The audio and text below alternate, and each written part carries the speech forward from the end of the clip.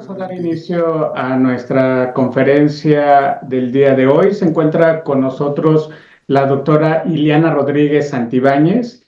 Va a impartir la conferencia titulada México frente al Estatuto de Roma. Ella es profesora de tiempo completo en el Departamento Académico de Derecho TEC de Monterrey en las materias de Derecho Internacional Público, así como Derechos Humanos. Es licenciada en Derecho, maestría en Derecho Internacional y doctora en Derecho por la UNAM. Ha publicado diversos libros y ha participado en ponencias y conferencias en el ámbito del Derecho Internacional Público. Asimismo, cuenta con una publicación en materia del Estatuto de Roma. Le damos la más cordial bienvenida. Muchísimas gracias, profesor Adolfo Castro Solís. Entonces, para mí es muy importante como académica del TEC de Monterrey, Campus de México, estar con todos ustedes y en un tema tan importante como lo es la justicia internacional. Ustedes muy bien saben que ahí donde justamente falla la actividad del Estado o se carece de la oportunidad para juzgar determinados delitos o determinados hechos ilícitos, que ya hablaremos de cuáles se tratan, tiene que existir una complementariedad de tribunales internacionales que puedan sustituir, suplir o complementar allí donde justamente no está llegando la justicia en crímenes que pueden ser atroces. El tema de la justicia internacional es un tema que ha sido visto incluso como un punto de quiebre y un gran señalamiento y una gran crítica al derecho internacional público que a veces pareciera un poema que pocas veces se ejecuta. Pero esto en razón de que estamos acostumbrados como ciudadanos a identificar muy bien cuáles son los órganos de coacción en el orden interno. Y generalmente queremos hacer una analogía con lo que ocurre en el Estado, comparándolo con lo que ocurre en el ámbito internacional.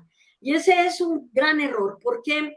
Porque recuerden que la construcción del derecho internacional público se cuece de manera muy diferente a lo que ocurre en el ámbito interno. Aquí el tipo de coacción que puede haber ocurre por el consenso de los estados, que hoy por hoy siguen siendo estados soberanos.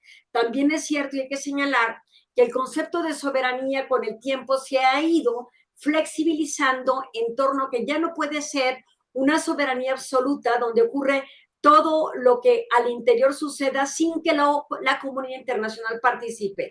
Desde la Segunda Guerra Mundial cada vez más hemos visto cómo el concepto de soberanía ahora tiene límites.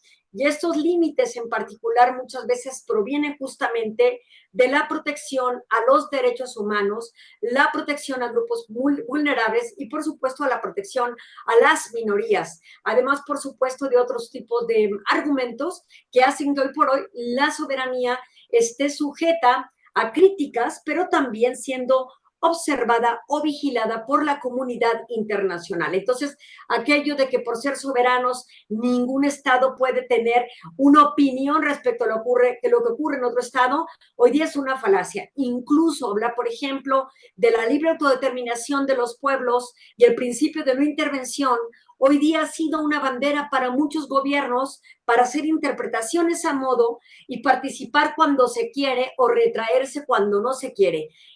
Pero el hecho es que cada vez más, si hablamos de economías articuladas por la globalización, en fenómenos sociales con vulneración a derechos humanos o en contextos de conflictos armados, es indispensable que los países tengan una voz y, por supuesto, un voto, como ocurre en la Asamblea General, no solamente de Naciones Unidas, sino de organismos y mecanismos regionales, donde también los estados toman decisiones, como por ejemplo en la Organización de Estados Americanos y otros mecanismos, donde en sus propias asambleas generales los estados tienen incidencia respecto a lo que ocurre en otras latitudes o hemisferios. Ahora bien, en el tema del derecho penal internacional, esta viene siendo una rama, vamos a decir que moderna, del propio derecho internacional público. Como ustedes saben, el derecho internacional público es una de las ramas modernas del derecho que nace sistemáticamente hablando, no históricamente con todos los vestigios que se tuvieron,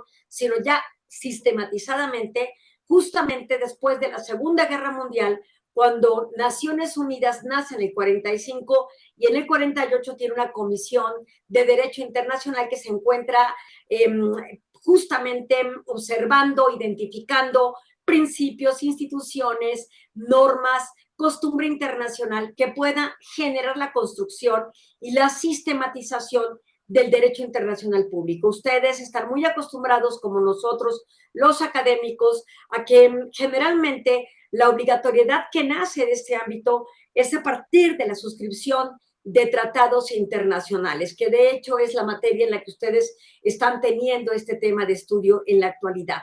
Allí, por supuesto, está el Estatuto de Roma, que es el que da pauta al nacimiento de la Corte Penal Internacional, que nace no específicamente tras la Segunda Guerra Mundial.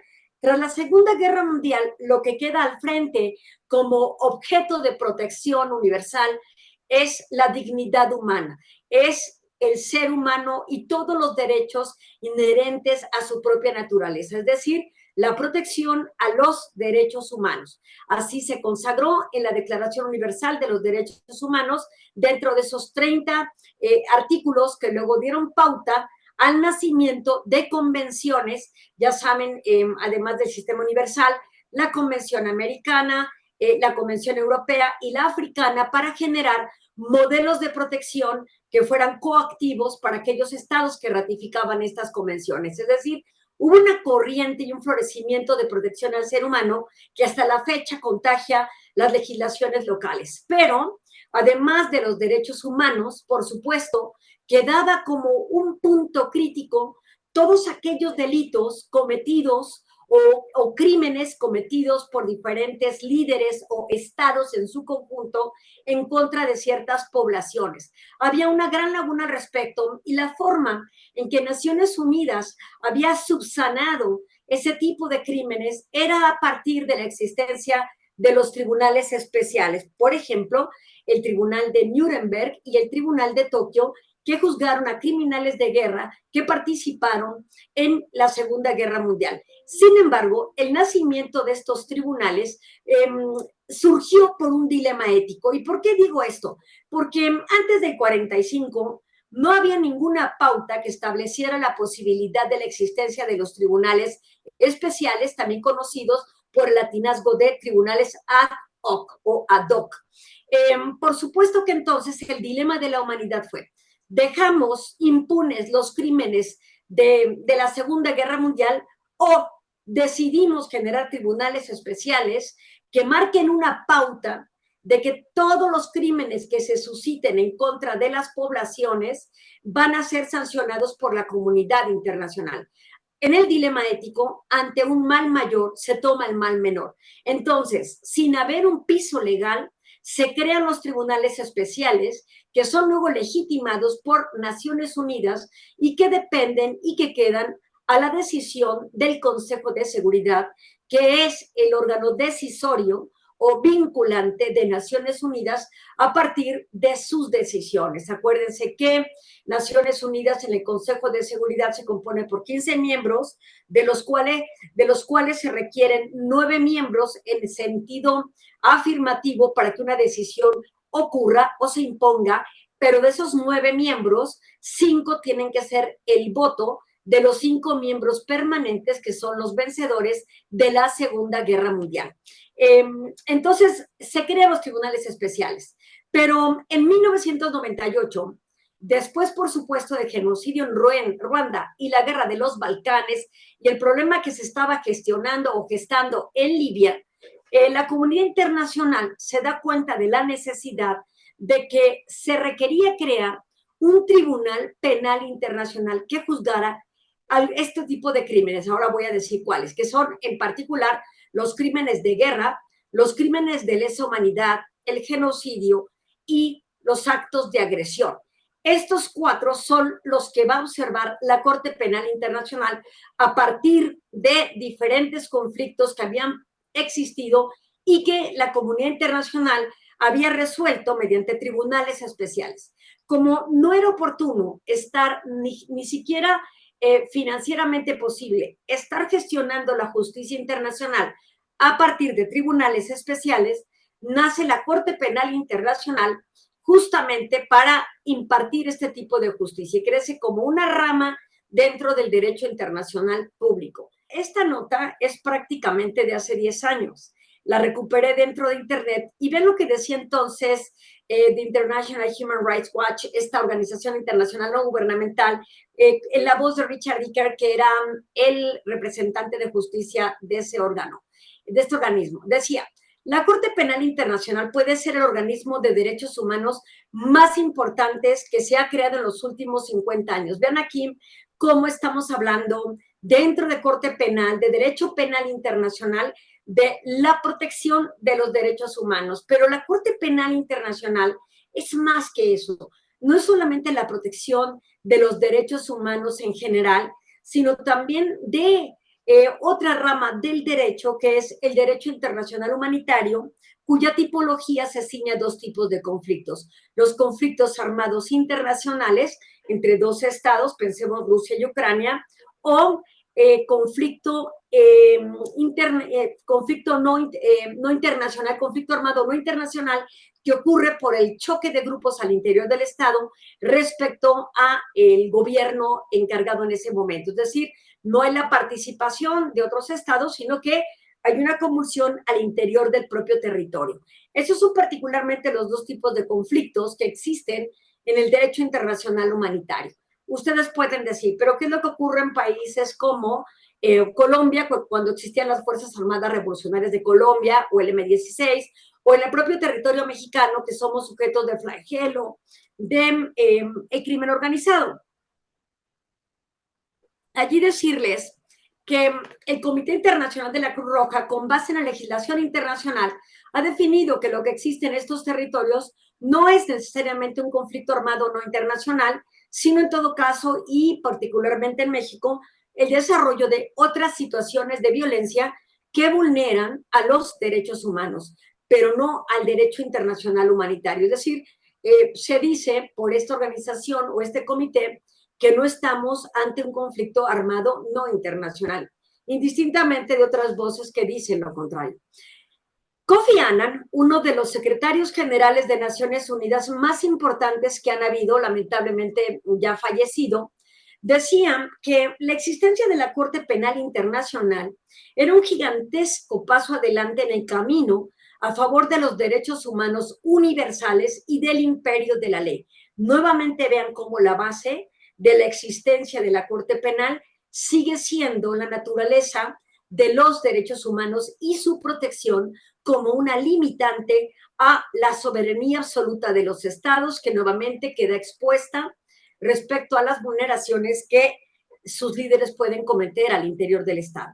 Sin embargo, hay que decir algo importante, que es, así como existen la Corte Internacional de Justicia, o por ejemplo el Tribunal Europeo de Derechos Humanos y otros tribunales de derechos humanos, estos lo que están protegiendo al salvaguardar los derechos humanos de la vulneración o violación por parte de los estados y sus funcionarios, formalmente señalados como tales, hablan de responsabilidad estatal. Es decir, cada vez que nos vamos a la Corte Internacional de Justicia o a la Corte Interamericana de Derechos Humanos o al Tribunal de Estrasburgo sobre Derechos Humanos o al Tribunal Africano en materia de derechos humanos, lo que estamos observando es que la autoridad ahí o los jueces pueden imputar responsabilidad estatal, es decir, se culpa o no al Estado de la comisión o violación a derechos humanos. Pero en el caso de la Corte Penal Internacional, no se juzga la responsabilidad estatal, sino en todo caso, lo que se juzga es la responsabilidad individual. Es decir, aquí sí estamos llevando a personas al fuero de la Corte Penal, a su jurisdicción, para que sean imputadas de responsabilidad individual. Es decir, aquí sí hay nombres y apellidos específicos de aquellos que han generado crímenes de lesa humanidad, crímenes de guerra, genocidio o actos de agresión, que son los que establece el Estatuto de Roma. Kofi Annan decía eso en aquella época. Los antecedentes del nacimiento fundamentalmente son, por supuesto, las consecuencias de la Segunda Guerra Mundial y la necesidad de juzgar crímenes graves para la humanidad. Es por primera vez que la ONU reconoce en esta corte la capacidad de enjuiciar a los criminales de guerra después del juicio de Tokio en 1948. Antes, repito, de la Corte Penal Internacional, lo que teníamos eran precisamente los tribunales de Ruanda y, por supuesto, de la ex Yugoslavia, el Tribunal Penal Internacional para la ex Yugoslavia, que también les invito a revisar, porque fíjense que dentro de los precedentes o la jurisprudencia importante que ha marcado a la humanidad y el reconocimiento de la existencia de diferentes tipos de crímenes, tanto de guerra como de crimen de lesa humanidad y de genocidio, ha sido el Tribunal Penal Internacional para la ex Yugoslavia. Tito, como un líder unificador, mantuvo a Yugoslavia unida, pero cuando muere Tito, empieza el desmembramiento de la ex Yugoslavia y Serbia encabeza no solamente la fila de los estados que comienzan estos movimientos de desbalcanización o la guerra de los Balcanes, sino también, por supuesto, en ocupar la lista número 1 de clientes regulares de la Corte Penal Internacional. Hubo un líder como Slobodan Milosevic, que algunos dicen, la Corte Penal Internacional lo juzgó y murió en cautiverio, aunque hay especulaciones sobre si murió o si lo mataron o lo ayudaron a suicidarse o no lo sabemos. Pero el hecho real es que no es cierto que haya sido juzgado. Iba a ser juzgado, estaba detenido en Países Bajos, que es la sede del Tribunal de la Haya de la Corte Penal Internacional, y muere encarcelado cuando estaba detenido, pero ni siquiera llegó todavía a juicio Slobodan Milosevic de Serbia después de la guerra de los Balcanes. Los precedentes que dictó entonces, por ejemplo, el Tribunal Penal Internacional para la ex Yugoslavia son muy importantes y hay uno que en particular me gusta comentar con mis alumnos en el TEC de Monterrey, que es el siguiente. Fíjense que siempre en las prácticas de conflictos armados y de otra naturaleza, internacionales o no internacionales, la violación sexual es un crimen que antes del Tribunal Penal Internacional para la ex Yugoslavia no estaba tipificado ni se sancionaba. Es decir, sabíamos que existía porque se ejecuta como parte de las prácticas de terror que ejerce un grupo en contra de la población civil o en contra del otro ejército o en contra del otro grupo de choque, pero no había la penalización o la sanción para ello. Es decir, todos sabíamos que existían, que era parte de la guerra, pero no se sancionaba realmente. Y es justamente hasta la existencia del Tribunal Penal Internacional para la ex Yugoslavia que se define qué es la violación sexual en este tipo de escenarios y, por supuesto, altamente sancionada. Entonces, vean cuánto tardó la humanidad, pese a la existencia de tantas guerras y 2 guerras mundiales, en reconocer ese tipo de crimen de guerra o de lesa humanidad en el desarrollo de un conflicto. Entonces, vean también la beta y la riqueza tan importante que nos da la existencia de estos tribunales, que cuando uno dice en el derecho internacional no hay sanciones severas, es que tenemos que verlo casuísticamente, porque si tratamos de decir derecho internacional público es igual a impunidad, estamos cometiendo el gran error de juzgar y de criticar todo lo que como comunidad hemos construido a partir de un solo hecho de impunidad. Y esto ocurre también en el ámbito nacional, es decir, cuando en el ámbito nacional hay impunidad, tendemos a la generalización de que la justicia y el poder judicial en su conjunto han fracasado. Soy un poco más optimista en el sentido de que habría que analizar con mucho mayor cuidado en qué casos está ocurriendo esta omisión y en qué casos sí se ha obtenido justicia, porque con una pequeña flama, con una pequeña luz que encontremos de oportunidad, la sociedad gana. Y por eso el Tribunal Penal Internacional es tan importante, porque con una sentencia que puede evidenciar que nadie está exime de la justicia, la sociedad internacional en su conjunto gana. Por supuesto, también vemos en el ámbito internacional la jurisdicción de tribunales que está limitada en tiempo y territorio, y el propósito de la Corte Penal precisamente no era el de abordar violaciones al derecho en general que ocurrieran en todas partes. No se erigió la Corte Penal como un supertribunal, sino en todo caso como un tribunal complementario a la justicia nacional en determinados tipos penales o crímenes de lesa humanidad, de guerra, genocidio o actos de agresión muy específicos por el propio estatuto. Continúo aquí. ¿Cuándo se crea? Vean qué interesante, porque van a ver un poco también la evolución de cómo México entró a participar a la Corte Penal Internacional. La Corte Penal Internacional se crea en 1998 en Roma, y por eso lo conocemos como el Estatuto de Roma, con 120 estados que votaron por la adopción del propio estatuto. Es el tribunal primero que de manera permanente juzga y establece responsabilidad penal individual por la comisión de las violaciones más graves contra los derechos humanos y el derecho internacional. Nuevamente vean aquí cómo el contexto es indiferente para la Corte Penal. Puede ser en tiempos de paz, entrecomilladamente, donde se pueden vulnerar los derechos de los civiles, dentro, por ejemplo, de la vulneración a lo que es derechos humanos, o por supuesto en el contexto de un conflicto armado que es derecho internacional humanitario. Ahí podemos ver las dos vetas o las dos avenidas, tanto de uno como de otro derecho, finalmente que serán protegidos y por supuesto sancionados por la Corte Penal Internacional. ¿Cuándo entra en funciones esta Corte? Miren, el estatuto entró en vigor el 1 de julio del año 2002. Sin embargo, no fue así para todos los estados, que ustedes saben, de acuerdo a la Convención de Viena de celebración de tratados, el derecho de los tratados, que hay convenciones que inician hasta que se dispone la oportunidad de su vigencia o hasta que pasan por los procesos de ratificación de los estados signatarios o firmantes en un primer paso. En el caso de México, por ejemplo, ustedes saben que el proceso ante el Senado es de ratificación y este no fue tan rápido como pudo haber sido con otros países y ahora lo verán. El estatuto entonces, de manera general, entra en vigor el 1 de julio del 2002 y la Corte en realidad entra con un primer fiscal, y ahorita vamos a entrar un poco a la composición para que vean cómo funciona, con un fiscal argentino que fue Luis Moreno Campo, que llegó el 16 de junio del 2003. ¿Cuál es el tipo de la competencia que tiene la Corte? Acuérdense que mencionamos la guerra de los Balcanes y por supuesto Ruanda. Hay más conflictos que esos, pero esos son los más sórdidos o los más espeluznantes del siglo pasado y que fueron los que impactaron o impulsaron a la necesidad de la creación de una Corte Penal Internacional.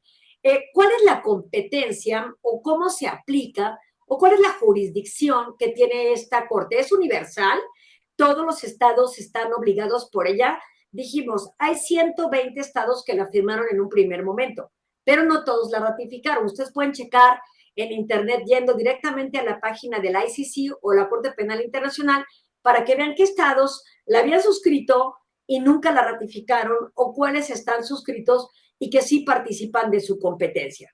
La Corte Penal Internacional no es retroactiva. Ustedes también, dentro de sus cursos de Derecho Internacional Público, han visto en la Convención de Viena de Celebración de Tratados que el derecho internacional no es retroactivo. Ustedes pueden decir, pero, por ejemplo, en la Corte Interamericana de Derechos Humanos, el caso Rosendo Radilla, que fue un caso que ocurrió en los 70s, se lleva hasta la Corte Interamericana en el 2001.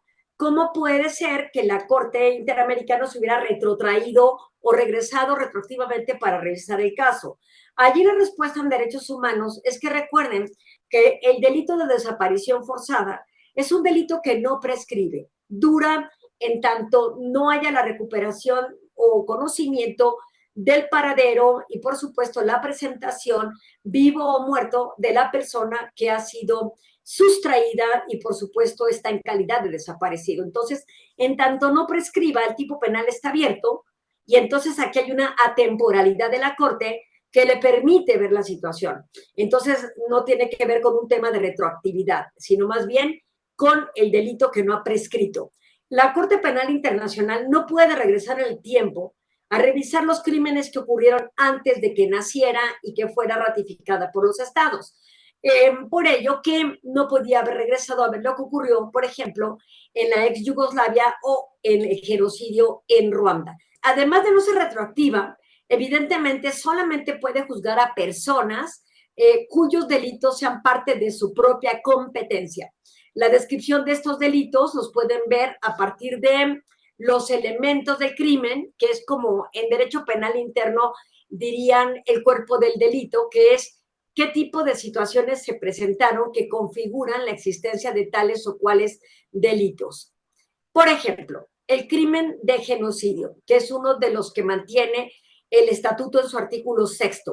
El genocidio es más que una masacre. Evidentemente implica la existencia de una masacre, pero la diferencia entre una masacre y el genocidio es precisamente que los actos que se califican dentro del genocidio pueden ser con la intención de el exterminio total o parcial, de destruir todo o en parte un grupo nacional, étnico, racial o religioso. El tema del genocidio es bastante complicado porque lo que se tiene que probar para diferenciarlo de la masacre es justamente la intencionalidad del que lo planea. Aquí es un tema porque si ustedes se fijan, las declaraciones del fiscal Karim Khan, que tiene videos muy importantes recientes de la semana pasada, donde está pidiendo que generó una orden de arresto y le está pidiendo a los Estados miembros de la Corte Penal Internacional que en el momento en que el primer ministro de Israel, Netanyahu, Benjamín Netanyahu, y el jefe de defensa de Israel pisen territorio de algunos de los Estados miembros de la Corte Penal Internacional, estos estados tienen que ejecutar la orden de arresto en contra de estas personalidades, independientemente de que ellos no hayan suscrito, me refiero a Israel, no hayan suscrito la jurisdicción o el Estatuto de Roma. También, por supuesto, el fiscal Karim Khan emitió orden de arresto en contra de 3 de los líderes del grupo político de Hamas, que es señalado como un grupo terrorista por parte de varios países de Occidente. Entonces, es muy complicado y por eso Karim Khan, cuando emite la orden de arresto, él en todo momento habla de exterminio.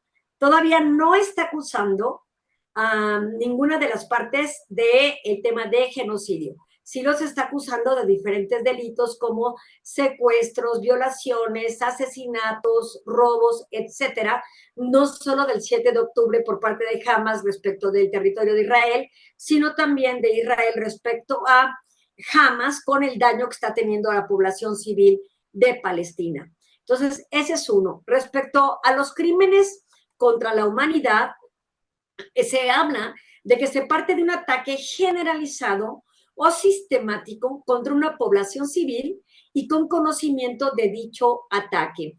Aquí, por ejemplo, un crimen contra la humanidad pudo haber sido el 68 en México.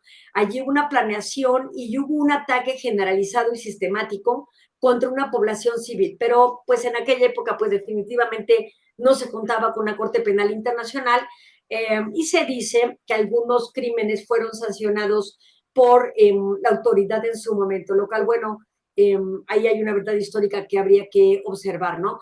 ¿Cuáles son estos crímenes en contra de la humanidad que se pueden dar en un contexto donde no existe necesariamente un conflicto armado como el de Rusia versus Ucrania o el de Israel versus Palestina y viceversa? Aquí vemos que los crímenes contra la humanidad, de acuerdo al Estatuto de Roma, pueden ser, por ejemplo, el homicidio o el asesinato, el exterminio. Fíjense ahí cómo no habla de genocidio porque no hay todavía probado el calificativo de la intencionalidad, la esclavitud, la deportación o transferencia forzada de poblaciones, el encarcelamiento o privación de la libertad que viole derechos humanos. Eso es importante porque aun cuando fuese un contexto de conflicto armado internacional o no internacional, deben existir garantías procesales para juzgar a los responsables de determinado tipo de crímenes. Vean ahí cómo hay un cruce entre derecho internacional humanitario y derechos humanos respecto al respeto de la protección de garantías procesales. Encarcelamiento o privación severa de la libertad que viole derechos humanos, tortura, violación y persecución contra un grupo.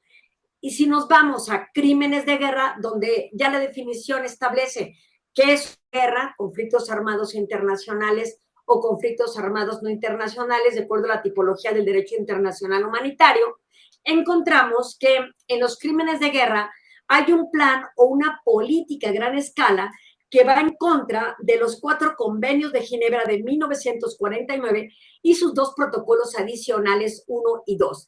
Estos convenios de Ginebra han sido catalogados como normas imperativas del derecho internacional público oponibles a cualquier Estado, es decir, obligaciones erga omnes. Ningún Estado puede excusarse de la responsabilidad que tiene de respetar y observar las convenciones de Ginebra, que lo que generan es un mínimo de dignidad a los combatientes y no combatientes dentro de un contexto de conflicto armado internacional o no internacional. Seguramente esto lo estarán viendo ustedes dentro de sus clases de Derecho Internacional Humanitario. Otros crímenes que también observa la Corte Penal Internacional son aquellos de personas protegidas en poder del enemigo o del ocupante. Esto es, de acuerdo, por ejemplo, al tercer convenio de Ginebra de 1949 que habla de prisioneros de guerra, hay un puente o un diálogo entre convenciones donde el Estatuto de Roma también pide que las personas que estén bajo detenciones o que estén en calidad de rehenes tengan la garantía de ser protegidas por la potencia o el grupo que tiene en su poder a los rehenes. Y no se trata de que los tengan que tener en un Four Seasons con las máximas comodidades de un hotel de lujo. No, se trata de proteger su integridad y su dignidad humana.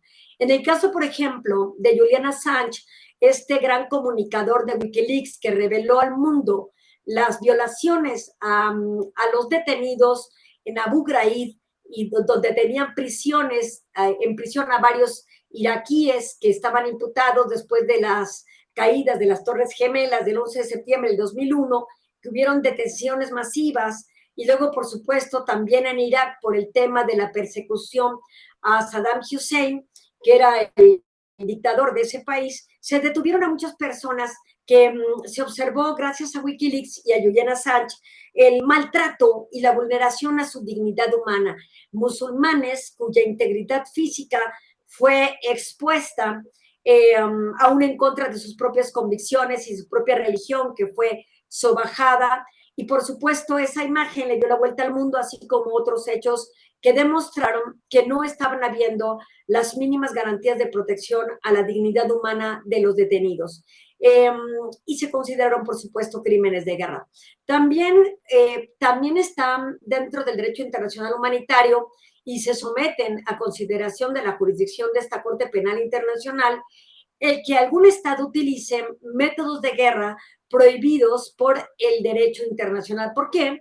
Porque esto puede producir, por ejemplo, el exterminio, ¿no? Platicaba también con mis alumnos alguna ocasión sobre que en Libia el número de muertos empezó a crecer de manera importante y lo que descubrieron es que había gente que moría de heridas de bala, que en realidad, si bien producían un daño, no era suficiente como para generar la muerte en el combatiente o el no combatiente. Entonces, lo que observaron al hacer las autopsias de muchos de estos cuerpos durante la guerra en Libia fue que utilizaban balas que estaban bañadas en azufre y entonces al hacer contacto la bala en el cuerpo de una persona, el azufre corre por el cuerpo y lo quema por dentro. Entonces, una herida de bala que no exponía a la muerte a un individuo, con el azufre necesariamente lo llevaba a ese destino fatal. Entonces, esto es un desacato a los métodos de guerra respecto a la prohibición de ciertos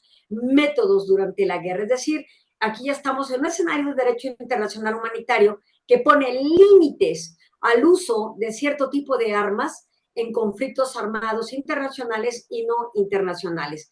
También, por supuesto, además de estos crímenes contra personas detenidas, por el uso de métodos prohibidos en la guerra, observamos también que se sanciona por la Corte Penal Internacional los ataques internacionales en contra de objetivos no militares. Por ejemplo, también durante la Guerra de los Balcanes, el caso de Srebrenica, pudo observarse que se tiraban puentes donde pasaban trenes con civiles, generando la muerte de estos, y entonces quien decía, por ejemplo, Serbia, nosotros lo atacamos porque acabar con ese puente era limitar el traslado de armas. Pues aquí entonces el Tribunal Penal Internacional para la ex Yugoslavia decía, tú no puedes generar un daño excesivo que impacte a los no combatientes como fue la población civil. Entonces, los objetivos militares tienen que darte una ventaja efectivamente siempre y cuando no atenten contra la vida de las personas no combatientes. Por ejemplo, un estado que le quite el agua a otro estado, pues al final del día está produciendo un terrorismo hídrico y sin duda podría calificar como un crimen de lesa humanidad o un crimen de guerra en el caso que estamos en este momento señalando. Los crímenes de guerra cometidos en conflictos armados internos. Algunas veces los estudiantes de Derecho y la sociedad en general ve con mucho escepticismo el cumplimiento del derecho penal internacional porque dicen, oye, ¿y de verdad se sanciona a quien se excede en el uso de la fuerza y no utiliza el criterio de distinción y mata civiles y no civiles, es decir, combatientes y no combatientes?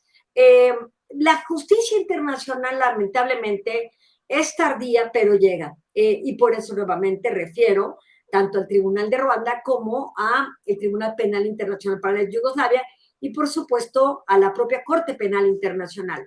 Se incluye también la jurisdicción sobre el crimen de agresión en su artículo 5, cuando se aprueba una definición general que delega a los estados también la definición de crimen de agresión. Es decir, todavía hoy por hoy hay un diálogo a nivel internacional para descifrar y definir qué es un acto de agresión y no confundirlo, por ejemplo, con el artículo 51 de la Carta de Naciones Unidas sobre el concepto de legítima defensa. Entonces, eso también lo pueden ver dentro del artículo 121 y 123 del estatuto. ¿Cuándo se ejerce o cómo se activa la jurisdicción de la Corte Penal Internacional? Bueno, cuando suponemos que el Estado ha ratificado la jurisdicción de esta, cuando hay un delito cometido por un nacional de un Estado parte en el conflicto, si el Consejo de Seguridad de uno remite este caso de quebrantamiento de la paz y la seguridad internacional o una amenaza de ellos, es decir, capítulo 7 de la Carta de Naciones Unidas, si un Estado no ratificado acepta la competencia de la Corte Penal Internacional respecto de un Estado, entonces podemos acudir a la jurisdicción de esta Corte. ¿Quién puede remitir el caso? Fíjense bien, ustedes como individuos dicen, en la Corte Interamericana de Derechos Humanos, primero voy a la Comisión Interamericana y la Comisión emite una recomendación y si el Estado no acata, entonces pasa a la Corte, que es la parte litigiosa jurisdiccional. Pero ven cómo nosotros los individuos podemos recurrir a la Comisión Interamericana. En el caso de la Corte Penal Internacional, no. En el caso de la Corte Penal Internacional, es alguien, un grupo de personas o una organización no gubernamental le hace llegar su petición o la denuncia al fiscal de la Corte Penal Internacional o por otro estado. Entonces, no es el individuo solito que va y se para y no, toca la puerta y presenta. No, no funciona así. Vean quiénes pueden. Primero, un estado parte del propio estatuto. El propio Consejo de Seguridad puede hacerlo. Generalmente ha sido en países como República Centroafricana del Congo, Uganda, Afganistán y otros países donde el Consejo de Seguridad ha decidido sí trasladar el asunto a la Corte Penal, pero es casi improbable que ocurra el punto 2 o el bullet 2, porque el Consejo de Seguridad, recuerden que tiene a los 5 miembros permanentes, que si están en disputas difícilmente van a votar una resolución para recurrir al Consejo de Seguridad si se trata sobre todo de estados que están en su eje de influencia. No veríamos pasar, por ejemplo, y lo vimos ahora que Biden reprobó el que el fiscal Karim Khan quiera llevar a la Corte Penal Internacional a Benjamin Netanyahu y al jefe de defensa de Israel. Evidentemente, Estados Unidos es aliado de Israel, no va a votar el Consejo de Seguridad que eso ocurra. Ellos reprueban las acusaciones a estas dos personas. El fiscal Karim Khan, que es el que actualmente es de origen británico y es el que está en este momento, puede abrir una investigación de oficio por iniciativa propia, basándose en la información de cualquier tipo de fuente, pero con permiso de la Sala de Cuestiones Preliminares. Entonces, el fiscal no obra si la Sala de Cuestiones Preliminares no le autoriza esa acusación o esa investigación. La Corte Penal Internacional sustituye a tribunales locales, no, hay que recordarlo, es una justicia de carácter complementaria y solamente entra ante la debilidad de las legislaciones o la falta de impartición de justicia para juzgar uno de estos crímenes que ya hemos observado con anterioridad. La responsabilidad inicial de investigar corresponde al Estado nacional. Y luego, por supuesto, podría entonces recurrir ante otro tipo de corte. Yo creo, mi queridísimo profesor Castro, que hasta aquí podríamos dejar esta participación y entrar particularmente a las preguntas si están de acuerdo. Claro, claro. Bien, agradecerte, digo, has hecho una excelente reseña, primero histórica, política, sobre los procesos que conlleva el derecho internacional en el ámbito penal. Asimismo, una adecuada interpretación sobre el estatuto, que bien es el objeto también de esta materia. Nos has acercado a esos, digamos, tipos penales, a esas concepciones, a la propia Corte Penal Internacional, que pues nace justamente todo esto del Estatuto de Roma, siendo un tratado, un documento internacional de gran relevancia. ¿Por qué se le da la denominación de Estatuto de Roma y no un tratado o una convención? Respecto a la diferencia entre estatuto y tratado, es un tema técnico por lo siguiente. Cuando hablamos de estatuto, estamos refiriendo específicamente a una materia o a una situación de carácter técnico específico, mientras que los tratados pueden llegar a ser más generales que el propio estatuto. Pensemos, por ejemplo, en que la Carta de Naciones Unidas implica la existencia de un tratado que describe a grosso modo cuáles van a ser las obligaciones de los Estados miembros de Naciones Unidas. Y refiere, por ejemplo, que los miembros de la ONU automáticamente pueden ser miembros y recurrir a la Corte Internacional de Justicia. Luego te vas a la Corte Internacional de Justicia y lo que encontramos es el estatuto de la Corte Internacional de Justicia que va especificando, y es el equivalente a un tratado, el estatuto, porque al final del día es celebrado por los estados y ratificados por estos para someterse a la jurisdicción de la propia Corte Internacional de Justicia.